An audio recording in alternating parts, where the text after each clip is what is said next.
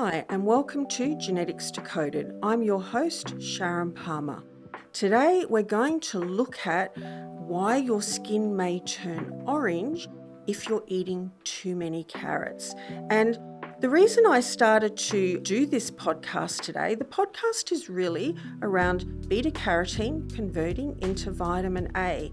I had one of our listeners who, in a comment, requested that we do a little bit more work, and we always really love to be responsive to those kinds of requests.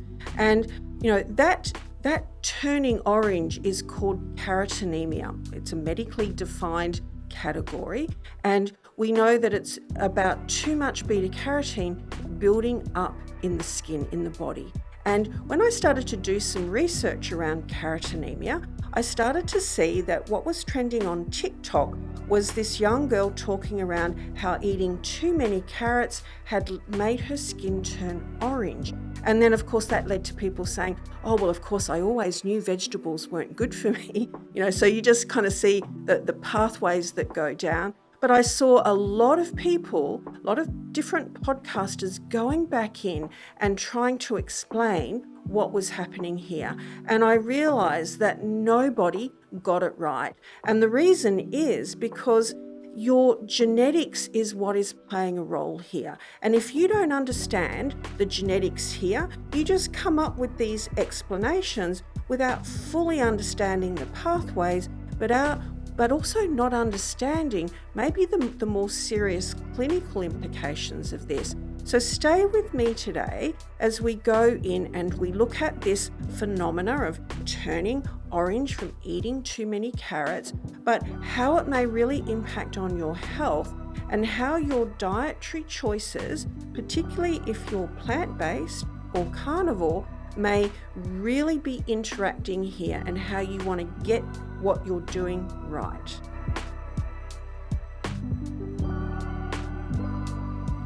From a diet point of view, any of you who are on a plant-based diet need to know this information. And that's more and more common. We're seeing a lot of people making this decision to move over to a plant-based diet. But when you make that choice, what's going to be happening is often you'll have higher levels of beta carotene coming in from your diet, but you will most likely have stripped or severely decreased your intake of vitamin A, and there'll be consequences from that. For all of you who are following a carnivore diet, there are also implications, but they're completely different. As you remove your fruit and veggies, you're going to start to decrease your intake of beta carotene, but you will start to usually have a lot more of this preformed vitamin A coming into your diet. And again, there can be some issues around that. If you've started to juice, again, you'll start to put more of this beta carotene into your diet as well. So as we make these shifts in our diet, we change our intake of things like beta carotene and our intake of vitamin A, and there's implications around both of those. If you're taking certain kind of dietary supplements, this will be also really important. We're starting to see a lot of people use multivitamins on a regular basis, and in those multivitamins, there'll be a whole range of things, but there'll often be vitamin A, and there may also be beta carotene added to that as well. And again, you might be delivering these from a supplement point of view. If you're starting to have these super greens and super reds, so these are powders that are being promoted in the marketplaces. One scoop will give you 4 to 5 servings of your fruit and veggies. And again, if you're introducing those into your diet, into your protocol, you're going to start to increase this intake of beta carotene. If any of you are using spirulina, which is a type of algae, but it will be, again, high in beta carotene. So there can be certain supplements that are just going to either put more beta carotene or more vitamin A into the diet. And then there's a whole range of health conditions that you'd want to be careful of and understand this pathway. Any of you who have got fatty liver disease or have got raised liver enzymes, this beta carotene to vitamin A conversion and the balance between the both of them is going to be really important. Those of you with elevated lipids, so particularly elevated cholesterol and triglycerides, there's information here for you. Any of you having issues with night blindness or vision starting to change. And again, we know that a vitamin A deficiency can really be a big player around risk of night blindness. Any of you who are overweight and you're thinking, gosh, how can beta carotene and vitamin A impact on weight? And we're going to go in and we're going to look at these. If any of you listening are pregnant or breastfeeding, especially if you're on a plant-based diet, this is going to be really important information for you as well. So listen up as we go through and look at this pathway and just kind of look at why this information is going to be really important for you to know and to begin to integrate and align with some of your dietary choices. I started by posing the question, can eating carrots turn you orange? And the answer is yes, it can. And that it's got a defined name. It's called carotenemia. And what it really means is that you've got this increased buildup of beta carotene within the body. And we know that there are certain signs and symptoms here. So when we're seeing this information being presented on TikTok, we're kind of being told that it's just going to give us this lovely orange glow. But I would say think more around how Donald Trump looks and that kind of orangey look, which is not kind of what you'd want to be aspiring to. But the signs and symptoms of carotenemia, so this buildup of beta carotene, is that the palms of the hands begin to get really, really yellow, as well as the soles of the feet. Now, it's hard to kind of look at our own palms and go, okay, they're a little bit yellow because we get used to seeing them, but this is where you could compare them to somebody else and see whether they've got a bit more of an orange hue. So the palms of the hands, the soles of the feet, and in some people it can be, pretty bright yellow. We also begin to see that the nose, just the nose, can go bright orange. And we see that happening a lot in young children. So as they're first introduced into foods and mum's giving them like pureed pumpkin and pureed sweet potato, their intake of their beta carotene begins to go up and they can get this little bright orange nose, but also kind of the folds around the nose and around the mouth can kind of get orange. And again, not a really, really good look. And some of you listening might think, oh, I've got some of those signs and symptoms. I must have carotenemia. But don't make that assumption. There are some really serious conditions in which you can go yellow that have nothing to do with carotenemia. One of them is hemochromatosis, hereditary hemochromatosis, which is when iron builds up to excess levels in the body. And again, you can kind of get this orangey brown hue to different parts of the body. And again, that can have some serious implications around health.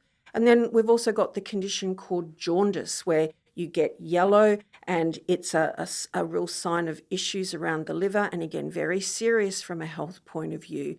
The real difference between carotenemia and jaundice is in jaundice, the whites of the eyes will also turn yellow. And that doesn't happen with carotenemia. So this kind of orange look that begins to happen around different parts of the body is a real sign of too much beta carotene building up within the blood. So we hear carotenemia. So the question is it just eating carrots that are going to put you at risk here? And the answer to that is no.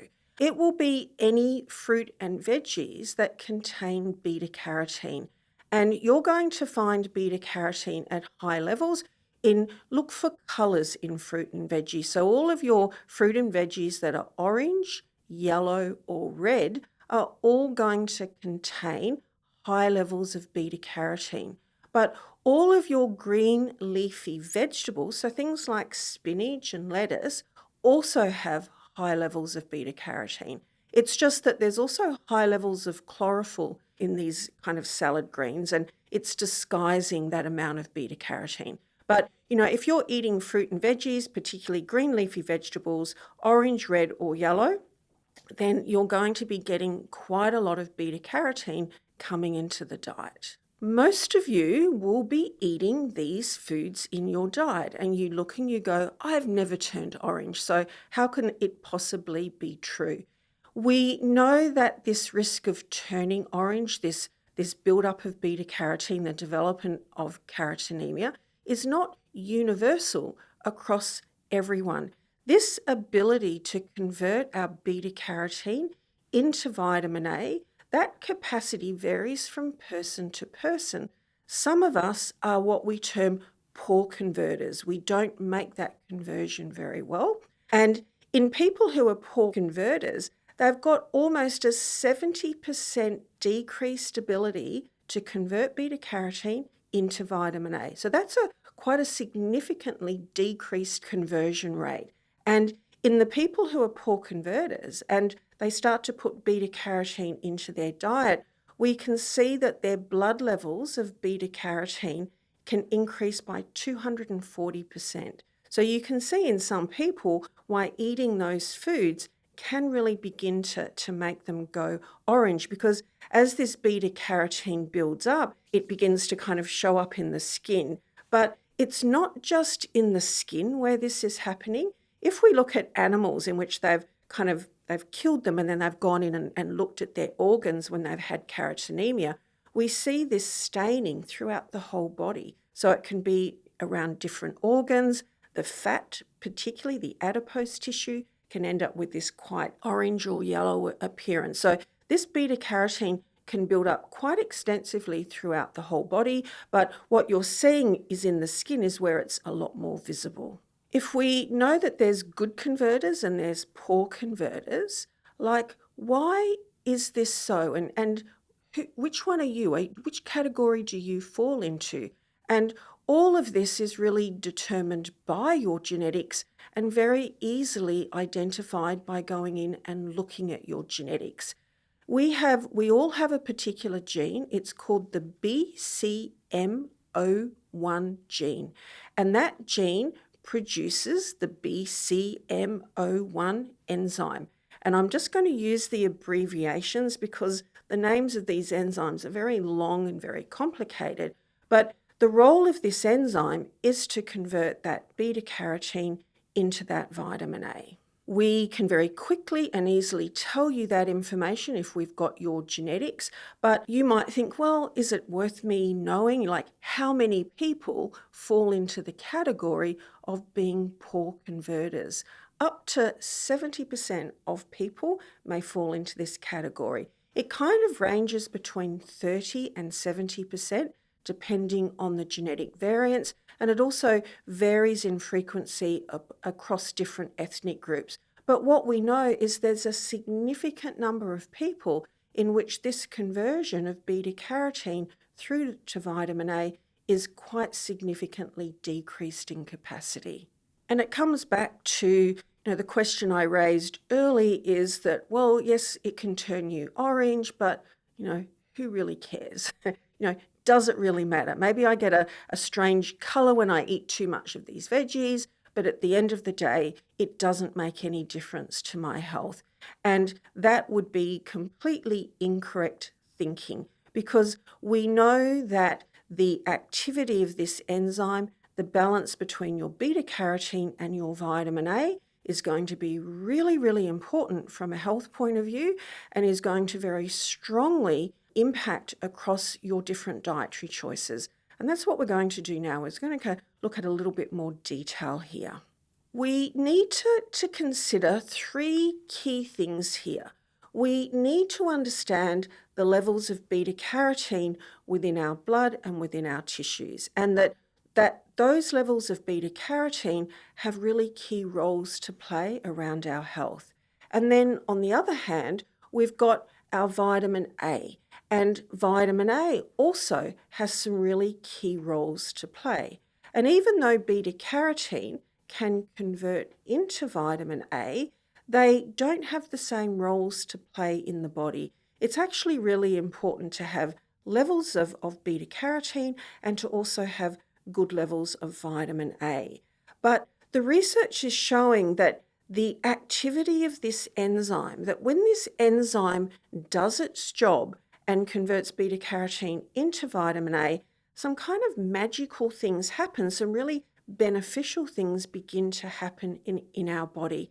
And knowing too that that conversion process doesn't just liberate vitamin A, it liberates a whole range of other products, kind of metabolic products. But we also see from the research that even if we're putting vitamin A directly into our body, so whether we're getting it from our food or from a supplement, that vitamin A that you introduce doesn't have the same physiological effects as the vitamin A that you've made from beta carotene. And again, this is where it comes back to, we have to be so careful of when we're going down that supplement pathway to think, well, okay, I could make vitamin A and I can take it and it's just going to do the same thing in the body. We're beginning to see that, it doesn't always work that way. And so what we want to do here is make sure we've got enough beta carotene, we've got enough vitamin A, and that enzyme is doing its thing. And that's what we're going to examine a little bit more closely now. We've been talking about beta carotene, but let's talk a little bit about, what is beta carotene and what are some of the benefits in the body. Now, beta carotene is one of your carotenoids. It is the most prevalent of your carotenoids, and you will find that quite widely in your fruit and veggies. And we'd already established that if you're eating your orange, your yellow, and your red veggies, you're going to be introducing this beta carotene. Now, of all of the carotenoids, it is the beta carotene that is really used to produce your vitamin A. So of all of the vitamin A that's produced from carotenoids, 95% of it comes from beta carotene. So this is why it's so important to make sure that we've got good intake of beta carotene, because it's really the primary source of that vitamin A conversion. We're beginning to see, so we can get that from our fruit and veggies, but there is quite significant vitamin A deficiency from a global point of view. It's still a real concern in certain countries and in certain population groups. And there's always these kind of challenges as to try and ensure people's vitamin A status. And one of the solutions has been to put beta carotene into rice, and it's called golden rice. So it has this yellow look to it. And on the surface, that looks like a good idea. Let's just put some beta carotene into rice, we'll increase the intake, and therefore we'll increase the conversion and the ability to make this vitamin A. But what we've just seen now, we've just seen that for some people, they could be eating a lot of that golden rice and they still may not be making that conversion. So again, some of these broader interventions won't work equally across all people. When we convert beta carotene, we convert it into three main things. So the first one is vitamin A, or something called retinol. And probably a lot of you, particularly if you're doing certain types of skincare, you go, I've heard of retinol. It's in my skincare products, or I've been putting it on my skin. We also know that you will make something called retinaldehyde. It's another byproduct and another conversion. So beta carotene will also convert into retinoic acid. And again, the skincare industry is really focused on things like retinoic acid and retinol, because we know one of the prime roles of vitamin A and some of these derivatives is around healthy skin. But knowing too that we want to look at our own ability to begin to convert down here as well. But there's a whole range of these different byproducts that come from that conversion. We see that beta carotene builds up in the blood, and this is again why we begin to see this discoloration of the skin. But one of the main storage sites of your beta carotene is within your adipose tissue, within your fat tissues. And we're seeing it's not just being put in there and it doesn't just kind of go in and act as a storage site. It has real activity within that adipose tissue. It is really changing the function of your adipose tissue. So around the release and storage of things like fatty acids, around fat burning, around how many fat cells you can produce. So levels of beta carotene in our body fat are playing a really important role around weight maintenance, around risk of obesity, and just the way a fat cell works and how we burn that body fat. And this is why I think it's really interesting when we look at people who are kind of on these carnivore diets and are stripping beta carotene out, is that, their levels of beta carotene in their adipose tissues is naturally going to decline. But for all of you who might be foodies and you think, there's nothing like a really good steak with a lot of marbling through it, gives it a lovely texture and really, really tasty. If you're looking at how that marbling is produced at the farming level, what they begin to do is they strip carotenoids out of their diet, and that leads to more marbling within the muscle tissue itself. So you can begin to see how these levels of beta carotene within your fat cells are really, really important. When we look at the enzyme, so this BCM01 enzyme, we have really high levels of that directly within our intestinal cells. So as we eat and ingest beta carotene from our diet, these enzymes are directly within the intestinal wall, and what they do is they immediately begin to convert this into our vitamin A.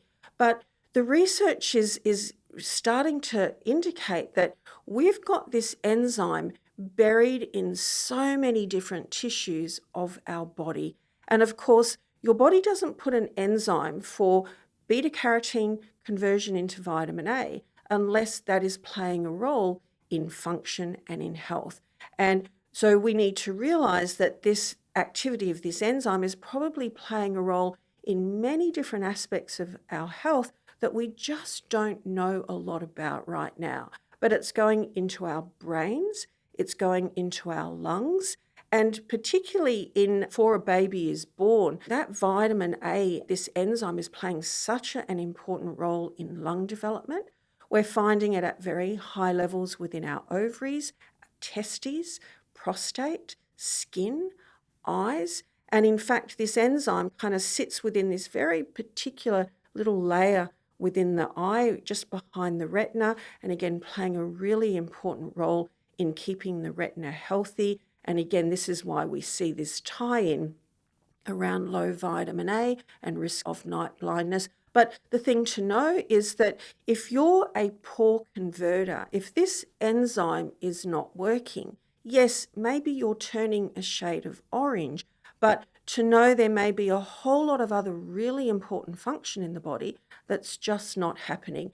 And that's really the power of clinical genetics. We take something that might look superficial and doesn't matter and understand that it can have a lot more implications around our health, and that if we find that people are non-converters, we can go in and dig down into how this may be impacting around their health and well-being.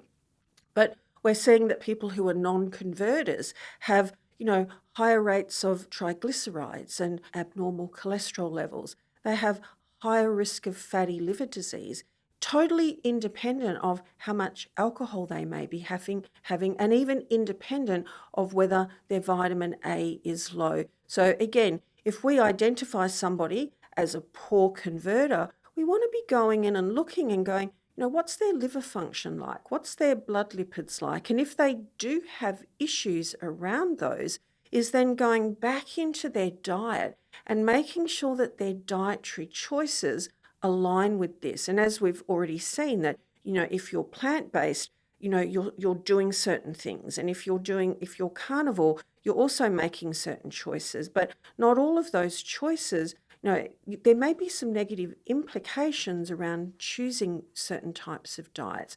What's important is that when you make a choice around your health, is that you understand that there can be risks and there can be benefits, and to know what those risks are so that you're not inadvertently creating problems that you didn't even know that you were creating in the first place. If you get online and you Google vitamin A rich foods, it's going to come up with carrots and mangoes and cantaloupes. That information is incorrect. You will not find vitamin A in your fruits and veggies. What you find in your fruit and veggies is beta carotene, and beta carotene converts into vitamin A.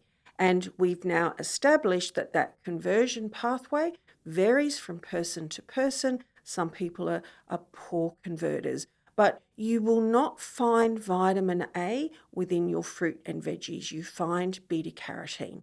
But we know that there's more than just one way of getting vitamin A in the body besides this conversion pathway from beta carotene to vitamin A. So let's look at where vitamin A can be introduced into the body. Vitamin A is going to be found in your animal products. So this is why if you're following a plant-based diet, you may end up really not having enough vitamin A because you're kind of stripping these animal products out. The highest sources of vitamin A are going to be in liver.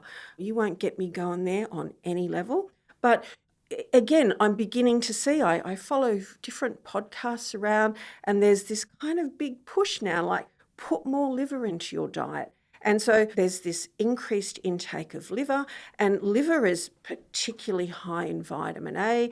And we're going to look at some of the risks of toxicity, but too much liver is definitely one of the areas in which you can push your intake up too high. We also find it in meat and fish, in eggs and in dairy and milk products. So you can see that if you've gone plant-based, you really have stripped this vitamin A out of the body. We can introduce it from taking supplements. So if you're taking a multivitamin, there will be a pretty good chance that it's got some vitamin A in it. We are fortifying our food with vitamin A. So again, the next time you're eating something, turn over and look at the ingredient listing and see if there's some vitamin A that's been added to that as well. Vitamin A is really important. This is why especially if you've adopted a plant-based diet, you can't be blasé and go, oh, doesn't matter, it's just vitamin A. Vitamin A is really, really important. It's playing a major role in growth and development. And this is why I had mentioned earlier that if you're pregnant and breastfeeding, that you really want to ensure your vitamin A. During pregnancy, those levels are going to be very important for the growth and the development of your baby. What I'm also seeing too is that in clinic, in parents who are adopting certain dietary choices for themselves, so mum says, okay, I'm moving over to a plant-based diet, the whole family moves over to a plant-based diet. Or I'm going carnivore, and it's almost like the whole family's diet begins to shift. Now, it's one thing making those choices for yourself. It's another thing to be making those choices for your children. They have really different nutrient requirements. They're in very active phases of growth and development. So again, you've got to be really, really careful when you're choosing these types of diets for your children. You've got to really ask yourself, are there risks around certain nutrient deficiencies? And if you've got children on a plant-based diet, you need to really be considering where their vitamin A is coming from. It's playing a really important role around our immune system. So again, if you end up with not enough vitamin A or a deficient state, you can start to have a lot more problems around immunity. Some of the most unhealthiest patients I've ever seen are people who are on a plant-based diet who are eating rubbish food. I remember seeing this young woman, and she came in and she said, I am just getting sick all the time. My skin has gotten really bad. My hair is literally falling out by the handful. And what we realized is that she had gone plant-based because she felt that it was a better and healthier dietary choice for her, but she literally lived on 2-minute noodles. And this is where you look and you go, if you're going to remove certain things, the more extreme some of your dietary choices, the more you really have to make sure that you're meeting your nutritional needs. Because if you don't, your body is going to come back and it's going to bite you. It's going to show up and it's going to go, I'm not healthy here. And you will really begin to see those things happen. We can see around vision. So as our vision begins to worsen, and particularly around night blindness, these are classic signs of vitamin A deficiency. You might be listening to this and think, oh, okay, I've learnt something here today. I've got to make sure I ensure my vitamin A status. I'm plant-based, so it could be a problem. Hadn't thought about it before, but I have a solution. I'm going to go and take a supplement. And yes, that could be a solution, but before you go down that pathway, just really know that vitamin A can be toxic. It is a fat-soluble vitamin, so it gets stored in our body fat, and there's always the risk of toxicity with fat-soluble vitamins, particularly as that intake begins to go up. We know from the research, and again, you've probably heard if you've been listening to some of these podcasts, I'm kind of not a huge fan of just this overt supplementation without understanding genetics first. And, in the 90s, they did some research, and what they did is they started to give people vitamin A, beta carotene, and vitamin E. And what these researchers believed is that it was going to improve health outcomes for a range of people. And what happened is they had to stop that research. What this research did was it went in and it started to give pretty high doses of beta carotene, vitamin E, and vitamin A, sometimes as just sole or as a combination. And they gave it to people who were smokers and who had been exposed to asbestos. And what they believed was giving these supplements was going to make things better. And they had to stop that research because they were finding that the incidence of lung cancer was going up in the people that were given these supplements. And this is where we really started to see that, we don't know everything around supplementation. There may be too much of a good thing. There may be certain pathways, things that we just don't understand. And so I would be very cautious about going out and starting to do vitamin A supplementation. Again, a lot of people go, if a little is good, more must be better. So they begin to get heavy-handed. But, it can become very toxic in the body. It can do an incredible amount of damage to your liver. If you're a pregnant woman, you wouldn't want to go in and start taking vitamin A because we know that it can lead to birth defects. So we know that there's really, really important functions of vitamin A, but don't think that just taking a supplement or taking high doses is your answer. It could be causing more problems than it's solving. We also know from the research that too much vitamin A, whether it's from a supplement or coming in from your diet, can lead to an increased risk of bone fractures, which again is not a good thing. If you're taking things like cod liver oil, so for people who are eating a lot of liver or taking high doses of cod liver oil, again, you can really get into overdosing levels from both of those. What I would really like to examine a little bit more closely now is for people who are following these two key dietary choices, people who are on a plant-based diet and people who are on a carnivore diet. So let's start with some real considerations around this enzyme, around this balance of beta carotene and vitamin A if you're plant-based. Now, if you're plant-based, as we had mentioned, you are removing these vitamin A foods, and that's because vitamin A is found in animal products and meat. And, people have very different levels of following a plant-based diet. And what you've got to do is really examine how much of these animal products are still coming in. But if you're a total vegan and you're not going near any animal products at all, you really will have stripped your vitamin A out of your diet. And I see a lot of people who adopt certain diet types and not once do they go, what could be the nutrients I'm at risk of? And here, you certainly want to be asking yourself around vitamin A, But even if you have asked yourself that question, it would be quite normal to think, oh, I've solved that problem because I know that my beta carotene converts into vitamin A. But what we've really seen today is that maybe you're one of those poor converters. It doesn't matter how much beta carotene is coming into your diet, you're not going to make that conversion. And the only way you're going to find that information out is by going in and looking at your genetics.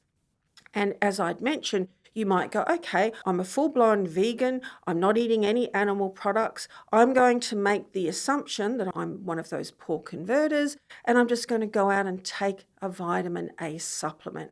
Well, we've already looked and gone, well, there may be some real considerations around that. Is that we're at the point now is that we don't have to guess any of this. We can find out for certain exactly what's happening in the body, and then we can make the right choices around to kind of dovetail with whatever dietary choices we're making to make sure that we're not creating problems that we didn't know about. So again, start with knowledge and then make the right decision, because if you get it wrong, you may not solve your problem and you may create other things that you don't want as well.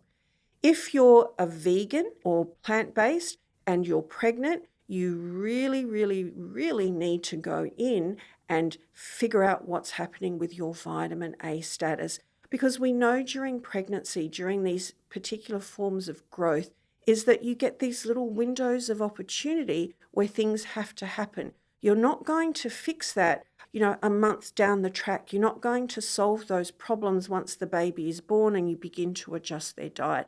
So just really know during pregnancy particularly this is the time to get this right. Well, that's for the plant-based. So if you're a carnivore, you're probably sitting there all smug now going, I don't have to worry about vitamin A.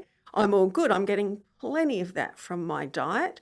But we know that there's other issues that you need to consider when you're following a carnivore diet.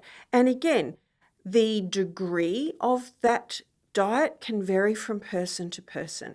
I've had patients where they're completely carnivore. They eat nothing but meat. And then I've got other people who might have a little bit of fruit and veggies, but it tends to be quite minimal. If you're on a carnivore diet, and the more strict that diet is, the more you will strip this beta carotene out from the body. And as we said, we know that beta carotene is being stored in the tissues. So sometimes you might not see the full effect of some of these dietary choices for maybe even months down the track.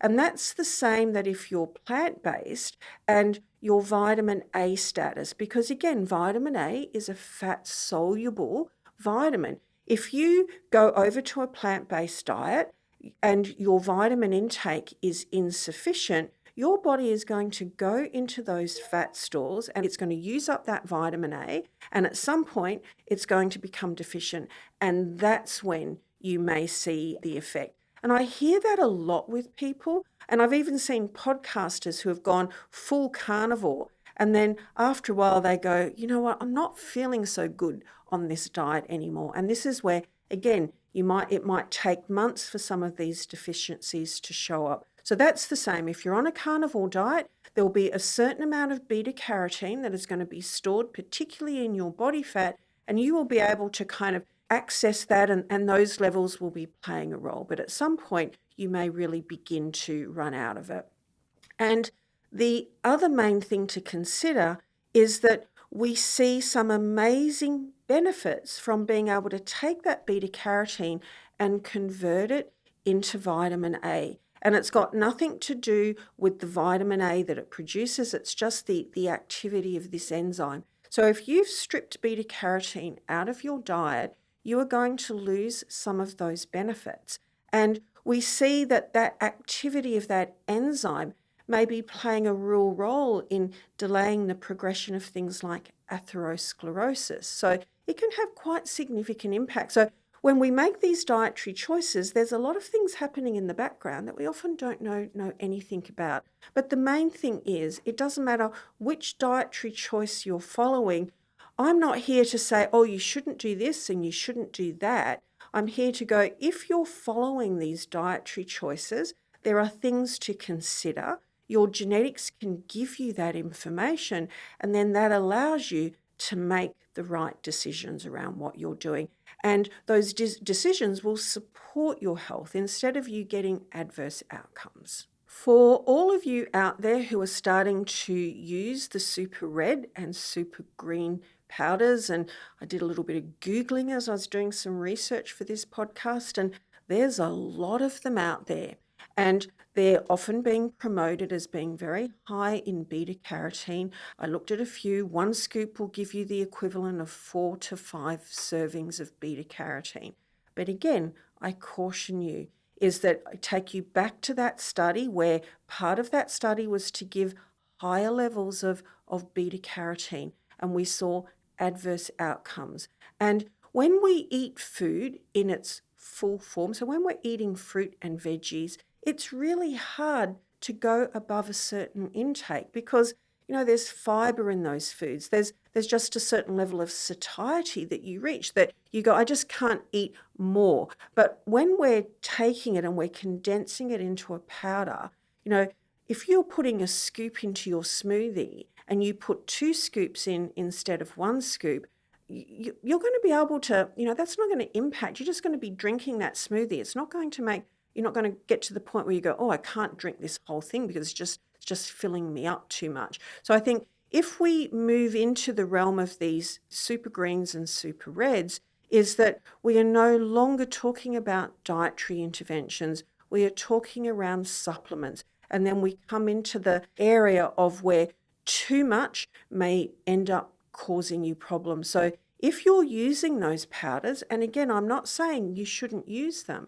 but I'd be very careful that you're not going crazy. You think, okay, 1 scoop's given me 5. I hear that fruit and veggies are good. I'm going to put a couple of more scoops in there because that's going to make me even healthier. It may not be doing that for you at all. My take-home message for you today is to know that when we're making decisions around our health, we often make them for very key reasons. I don't think we look too deeply at what some of the negative consequences of those choices may be. And we're seeing a lot of people now who are plant-based or carnivore. I see people go from one to the other. They do this for a little while, and a few months later, they're doing something different. It tells me that we're not really making very strong considerations here. We're very much tied into kind of messages coming in from externally, oh, you should do this, you should try that. But knowing that if you're on either of those diets, you need to really understand that your balance between your beta carotene and your vitamin A is really important. Your genetics is playing a very, very key role here, and to go in and make the best possible choices. At iDNA Health, our focus is on using genetics to help people make better choices, whether it's around their diet, their lifestyle, their exercise, because we know what works for one person may not work for the other. So if someone comes in and they're plant-based, there's a whole range of things that we can think about and look at from a genetic point of view so that we make the best choices that we can. If you're interested in using clinical genetics and you're not sure where to start, please feel free to contact us through the iDNA Health Clinic and, call us, email us. Please note that all of the information presented to you today was just for general information. It's not to be considered medical advice. If you enjoyed the episode, we'd really appreciate you going in and liking and subscribing. We release a new episode every Monday. Please join us. Thanks for listening to the podcast today. If we've started to increase your interest around clinical genetics and you think you would like to find out a little bit more, please feel welcome to reach out to us at iDNA Health Clinic. We're proud partners of this Genetics Decoded podcast. It's a real opportunity to get in touch with us and find out how you could go down this pathway yourself. If you liked the podcast, enjoyed it today, please go in and push all the buttons, like and subscribe. It really does make a difference and supports what we're trying to do here. We have a podcast release every Monday, so keep a watch out. All of our topics are around genetics and health, and we would love you to join us every week.